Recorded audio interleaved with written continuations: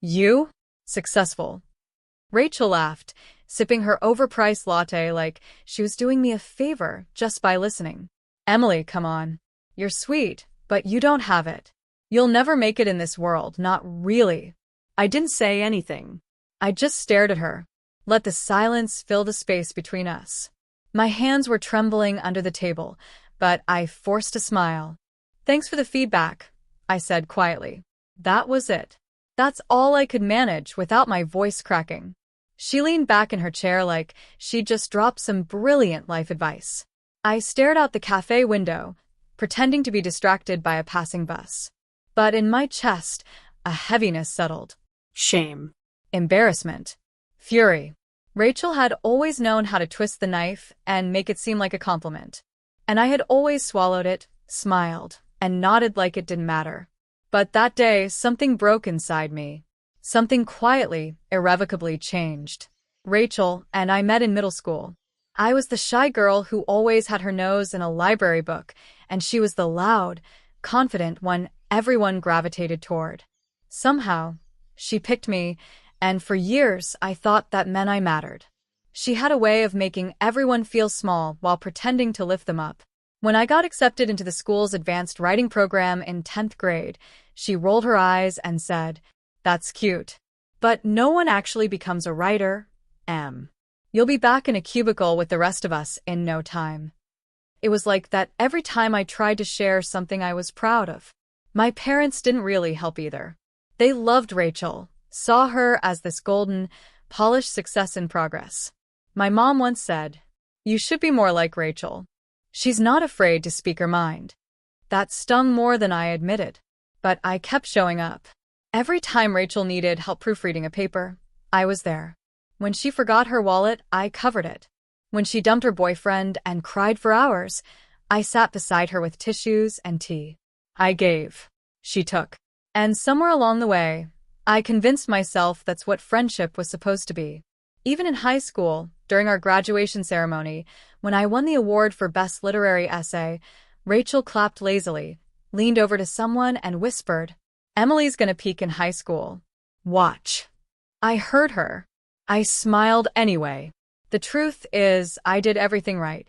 I was kind, supportive, reliable, but it was never enough to earn respect. Not from Rachel. Not even from my own parents. I was always just the helper, the dreamer, the maybe someday girl. And I kept believing it until that coffee shop conversation years later cracked something wide open inside me. It had been 4 years since high school. Rachel and I had stayed loosely in touch. Texts here and there, social media comments, nothing deep. I was quietly building something on the side, freelance editing jobs, late-night content writing, a blog that slowly gained traction. When Rachel messaged me out of the blue one day, "Let's catch up?" I thought maybe something had changed. We met at that cafe downtown, the one where she always felt more at home than I ever did. She walked in with designer heels and an aura of, "I'm still better than you" confidence. I wore a thrifted blazer and prayed she wouldn't notice the coffee stain on the sleeve. After the jab about me never being successful, she leaned in with a smug grin. "Honestly, you should think about a steady job. Something with benefits. You're not cut out for all this gig life stuff." I just stared at her, blinking slowly. She wasn't just doubting me. She was dismissing me. Again. Still. Later that week, I found out from a mutual friend, Natalie, that Rachel had told people I was kind of lost and still chasing some pipe dream. Natalie's exact words were, she said it's sad, honestly, that you haven't grown up yet. I didn't respond. I didn't defend myself. I didn't fight. I let it sit. But something in my chest, that quiet ember I'd been tending for years, began to burn hotter. I wasn't going to prove Rachel wrong. I was going to prove myself right. After that day, I stopped reaching out. No dramatic farewell. No call-out posts. Just silence. I deleted Rachel's number. Archived the old texts. Unfollowed her on everything. It wasn't out of anger. It was out of necessity. I also stopped explaining myself to people who never really listened. The next time someone asked, "Are you still doing that writing thing?" I just nodded and smiled. I didn't tell them that I was building a full-time income from freelance clients. I didn't mention that my blog had just hit 100,000 monthly readers. I didn't talk about the email I got from a literary agent who said my writing had depth and quiet fire. I stopped sending out birthday reminders and sympathy cards to people who never remembered mine. I stopped dimming my light to make others comfortable. For the first time, I wasn't trying to be liked. I wasn't trying to be understood. I was simply being. And it felt like peace. I sat at my desk every night with my laptop, tea beside me, and the window cracked open to let in the cold air, and I wrote like no one was watching. Because no one was. And that, strangely, made me powerful. For the first time, my silence wasn't fear. It was freedom. It was a Tuesday afternoon when I got the email. Subject line: "You probably don't remember me, but I remember you." I hesitated before opening it. Thought it might be spam. But the name looked familiar, Olivia Daniels. We went to high school together. Barely spoke more than a few times. She was Rachel's cousin. Her message was long and raw. I just wanted to say, "I've been reading your blog for months. I didn't realize it was you at first. The posts about emotional abuse, about learning to take up space, about walking away from people who gaslight you, they saved me. I'm in therapy now because of your words." I blinked at the screen. I also want to apologize. Back in school, I stayed quiet. I laughed at Rachel's jokes. I let her talk about you like you were disposable. And I believed her. But I see now she was intimidated by you. You had depth. She had noise. I reread that line 5 times. You had depth. She had noise. She ended her message with a story. How I once stayed behind after class to help Mrs. Becker organize books, and Olivia had watched me patiently help a student with a stutter read aloud without embarrassment. That's who you were. And still are.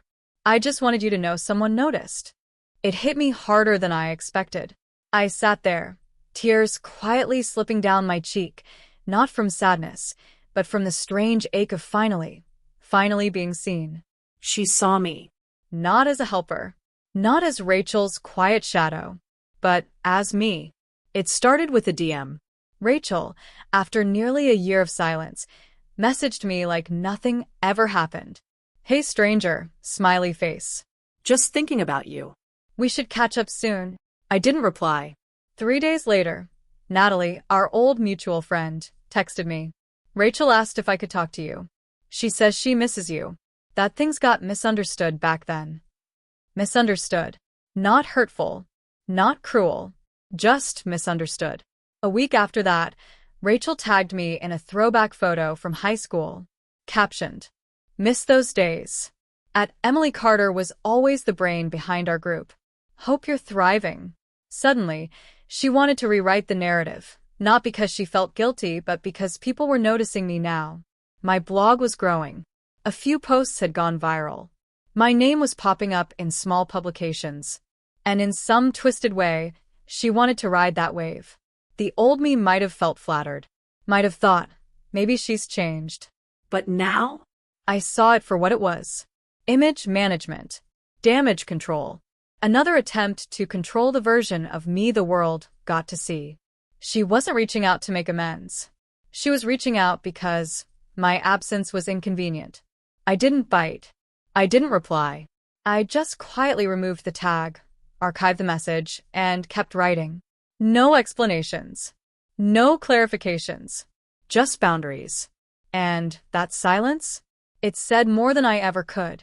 2 months after Olivia's email, I received a small, handwritten card in my P.O. box. No return address. No stamps. Just a note tucked inside with careful cursive handwriting that smelled faintly of lavender. "Dear Emily, you don't know me, but you saved my granddaughter's life." Olivia used to sit in silence, believing she was the problem.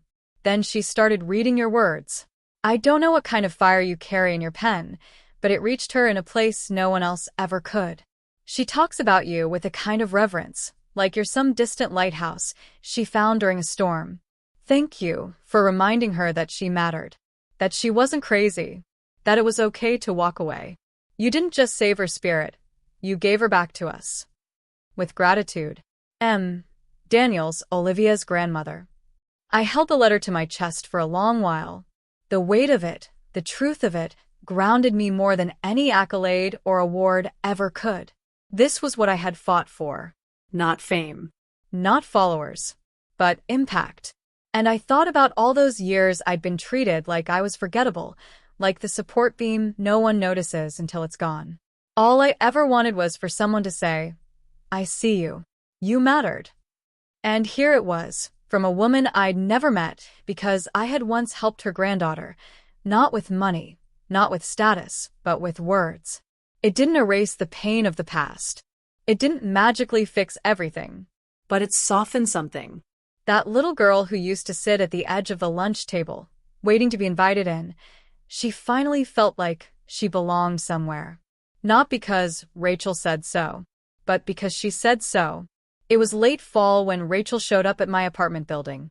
I had just come back from the grocery store, canvas bags cutting into my fingers, wind biting at my cheeks, when I saw her standing near the entryway in a trench coat, clutching her phone like it was a lifeline. She smiled as if we were old friends who had simply lost touch. "Emily, can we talk?" I didn't flinch. I didn't smile. I just stood there, keys in hand. "I've been thinking about everything," she continued, "and I realize I may have said things that didn't land well." Didn't land well? Even now, she couldn't say hurt. She couldn't say wrong. "I think we could have a fresh start," she offered. "Let's not hold on to all that history. We've both grown." I nodded slowly. Not in agreement, just to show I heard her. Then, with calm breath and steady eyes, I said the one word I'd never been brave enough to say to her before. "No." She blinked, confused. "What?"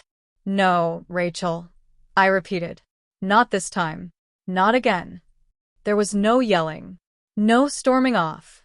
Just a woman closing a door, gently, but firmly, on a version of herself she had finally outgrown. I walked inside, without looking back. She didn't follow. And for the first time, my heart didn't race. It rested. Because closure doesn't come when they apologize. It comes when you stop needing them to. If you've ever been told you were too sensitive, if you've ever been overlooked, underestimated, or quietly pushed aside while you kept showing up for people who wouldn't even notice your absence, then let me tell you this. You are not weak. You are not invisible. You are not too much. You're just too real for people who are used to pretending. I used to think I had to earn love by being useful, by being quiet, by being easy. But now? Now I know that peace isn't found in being understood. It's found in understanding yourself and choosing to protect that. You don't have to prove your worth to the people who refuse to see it. You don't need their validation to grow. You are allowed to walk away without explaining why. Sometimes not showing up is the most powerful thing you can do. So, if you're watching this and it feels like I told your story, maybe it's time to stop waiting for them to change and start becoming the version of you that never needed them to begin with.